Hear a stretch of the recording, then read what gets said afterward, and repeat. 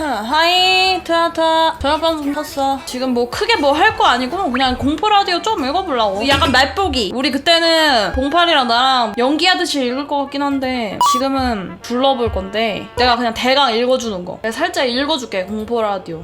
안녕하세요 악녀님. 제가 해줄 이야기는 실화이지만 공포소리 맞을지 모르겠습니다. 저는 10년 동안 반지하 집에 산 적이 있었습니다. 가족들이랑 같이 살긴 해도 혼자 있으면 무서웠거든요. 어느 날 바닥에 보일러가 터져 물이 나와 다 젖어버려가지고 저희는 이사를 했어요. 전 집에서 11분도 안 걸리는 반지하의 집이긴 해도 이사하고 나서 한 2달 정도 살고 있었습니다. 그리고 이제 새 집도 익숙해졌죠. 어느 날 전 집으로 가던 길 전집을 지나야 이사한 집으로 가는 길이에요. 어느 날 전집으로 가던 길 전집을 지나야 이사한 길로 가는 길이에요. 시간은 저녁 7시 정도였어요. 어느 때와 똑같이 집으로 가던 길이었어요. 집으로 가던 걸 벌써 3번이나 얘기했어요.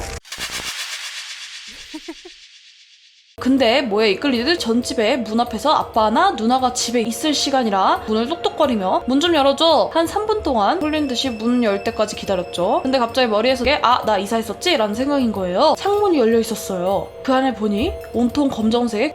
그냥 무서워서 달려서 새 집에 도착했습니다. 그냥 헷갈린 거 아닌가요? 피곤해서? 공파리한테 얘기나 해볼까? 여보세요? 뭐 하세요? 지금 뭐 방송하고 있죠? 오늘 뭐 하실 거 있으세요? 아니 없어요. 저 공포 라디오 좀 하고 있는데 같이 하실? 나쁘지 않지.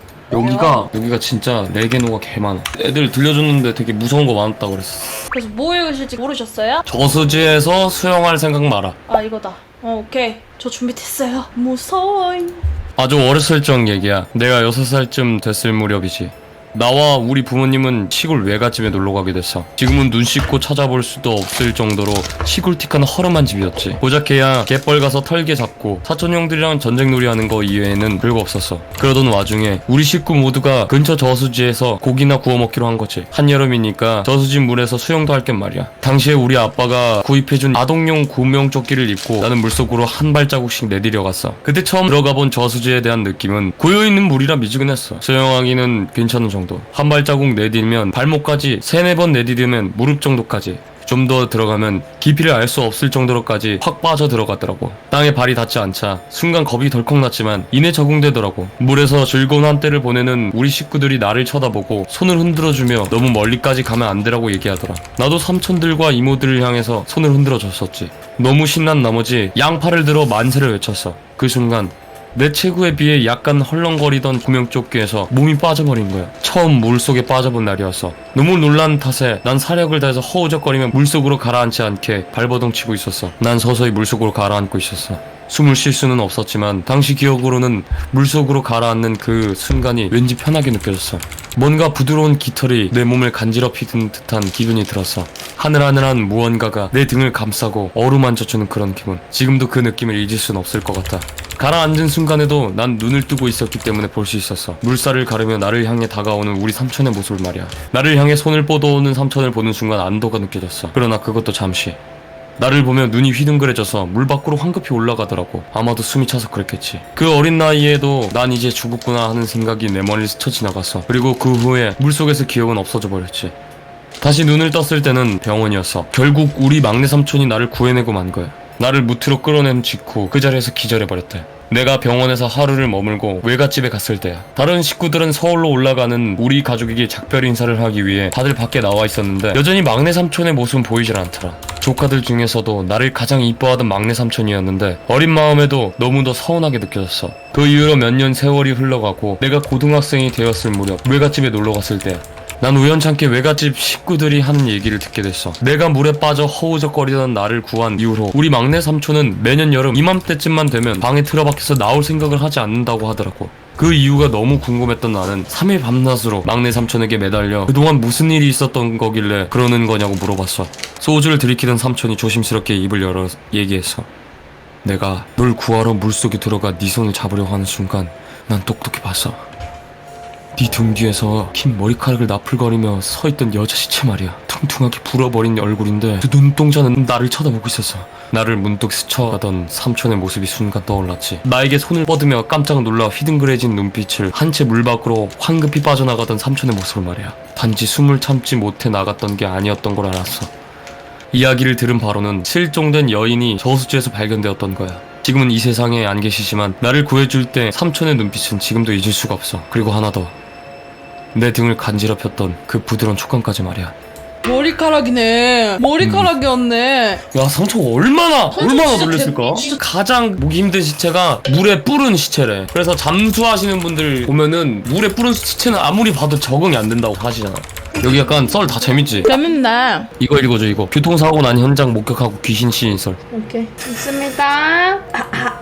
토요일 점호 후에 내일이 일요일이라 조금 들떴던 우리 내무원들은 또 어김없이 노가리를 까기 시작했습니다. 야, 우리 잠도 안 오는데 무서운 얘기나 할까? 병장단 중에 한 명이 제안을 하나 하더라고요. 그래서 평소 재미난 이야기를 많이 알고 있던 정말 화술이 뛰어났던 고참 한 명이 자신이 겪었던 일이라면서 평소답지 않게 심각한 얼굴로 얘기를 시작하더라고요. 그 고참이 중학교 2학년 때 정도였을 때라고 합니다. 밤 10시쯤이었나? 자기 방에서 CD 플레이어로 음악을 들으면서 공부를 하고 있었습니다. 그런데 갑자기 창문 밖에서 끼쿵 소리가 들렸다고 합니다. 누가 들어도 교통사고가 난 듯한 그런 소리가. 그 고참도 깜짝 놀라서 커튼이 쳐진 창문을 다가가 커튼을 확 굳힌 뒤에 창밖을 바라봤다고 합니다. 그런데 창문 밖에는 정말 중학교 2학년짜리가 감당하기 힘든 장면이 펼쳐져 있더랍니다. 그 고참의 말을 인용하자면 밖의 상황은 말 그대로 교통사고로 밖에 생각이 들지 않는 장면이었는데 승용차 한 대가 헤드라이트를 킨 채 급정거해 있었고 전방 10여 미터 앞에 하얀색 블라우스에 까만 정장 바지를 입은 한 여자가 누워있더랍니다. 여기서 고참의 말로는 여자가 그냥 누워있는 게 아니라 한마디로 자세가 말도 안 되는 자세였다고 합니다. 팔과 다리의 관절이 모두 바깥쪽으로 꺾어져 있고 목도 돌아갔는데 문제는 얼굴이 그 고참이 바라보고 있는 방향으로 향해져 있었다고 합니다. 순간 그 고참이 느낀 것이 고참의 집 창문과 그 여자가 누워있는 곳은 상당한 거리가 있음에도 불구하고 자신의 눈동자를 쳐다보고 있다는 느낌이 확 하고 느껴졌다고 합니다. 눈이 마주치고 있었던 거죠. 순간 몇 초 동안 꼼짝을 못하고 바들바들 떨었다고 합니다. 겨우 정신을 차린 다음에 창문의 커튼을 확 다시 쳤답니다. 그렇게 다시 책상으로 돌아왔는데 심호흡을 하면서 안정을 취하고 있다가 왠지 다시 한번 확인을 해야겠다고 생각이 들더랍니다. 무서울수록 확인하고 싶은 게 인간의 본능이라죠. 그래서 다시 커튼을 살살 젖힌 뒤 살짝 다시 그쪽을 바라봤는데 그렇게 말도 안 되는 자세로 누워있던 그 여자가 깨끗하고 단정한 모습으로 그 자리에 서서 다시 한번 자신을 쳐다보고 있더랍니다. 숨 막힐 듯이 놀란 그 고참은 다시 창문에 커튼을 친 뒤 자리로 돌아와 방금 본 장면을 믿지 못하고 다시 이어폰을 낀 뒤 음악을 계속 들었다고 합니다. 그렇게 음악을 듣고 있는데 방문에서 이상한 소리가 나더랍니다. 고참의 당시 표현으로는 손톱으로 문을 살짝 두드리는 소리 같았다고 합니다. 너무나 무서운 나머지 문을 열지 못하고 순간 CD 플레이어의 볼륨을 확 높여서 그 소리가 안 들리게끔 눈을 감고 계속 음악을 들었다고 합니다. 그렇게 큰 소리로 음악을 듣고 있던 고참은 한순간 미쳐버린 줄 알았다고 합니다. 그 이유는 즉슨 CD 플레이어에 듣다 보니까 트랙과 트랙 사이에 약간의 공백이 있는 건 다 아실 테고 그 순간에 음악 소리가 나지 않죠. 마침 음악을 크게 듣고 있다가 다음 노래로 넘어가는 그 공백에 그 고참의 방문에 이상한 소리가 나더랍니다. 조금까지 나던 톡톡 소리와는 달리 양손의 손톱으로 방문을 마구마구 긁더랍니다. 너무나 놀란 그 고참은 한동안 정신을 못 차리다가 거의 패닉 상태로 현기증이 나더랍니다. 그래서 생각을 해보니 너무 현실성이 없는 나머지 형이 장난치고 있는 게 아닌가 하는 생각이 들었답니다. 용기를 낸 고참은 방문으로 다가가서 확 하고 방문을 열었다고 합니다. 근데 방금까지 소리가 나던 방문 앞에는 아무것도 없고 어두컴컴한 집안만 보이더랍니다. 즉시 형 방으로 달려간 고참은 자고 있는 형을 깨워서 얘기를 해주자 형도 너무나 무서워하며 자기랑 같이 자자고 하며 형님과 같이 밤을 보냈다고 합니다. 그런데 다음날 아침 그 고참의 집에서 일을 하는 가정부가 고참에게 어젯밤 중에 어딜 가셨냐고 그렇게 얘기를 하더랍니다. 자신은 분명히 형 방에서 잠을 잤는데 무슨 소리냐고 따졌다고 합니다. 그러자 가정부 말이 자신이 잠을 자고 있는데 누가 문을 두드리더랍니다. 그래서 살짝 문을 열었는데 흰색 와이셔츠 같은 것이 보이더랍니다. 그래서 가정부는 마냥 고참인 줄 알고 어디 나가시냐고 물어보자 아무 말이 없길래 그냥 다시 방문을 닫고 돌아와서 잤다고 합니다. 그 이후로 고참은 밤마다 가위에 눌리게 되는데 그 흰 블라우스를 입은 여자가 계속 나타나더랍니다.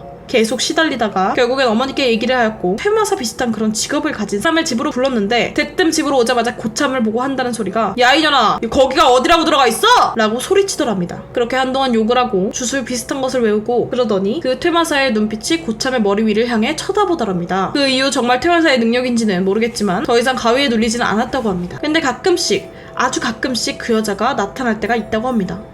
이 얘기를 해주면서도 며칠 전에도 새벽에 가위를 눌리다가 침상 끝에 서 있는 걸 봤다고 하더군요. 한때 그런 얘기를 들은 적이 있습니다. 사람이 죽을 때 그 당시 자신을 쳐다보는 사람을 느낀다. 믿거나 말거나이지만 딱 그 경우가 아닌가 싶습니다. 무섭다. 사람이 죽는 걸 눈앞으로 봤는데 와 너무 소름 끼칠 것 같아. 어깨 털어. 귀신 얘기하면 어깨 털어야 돼. 어떻게 털어? 고생하셨습니다. 갑작스럽게 고생하셨습니다. 공포 라디오 했는데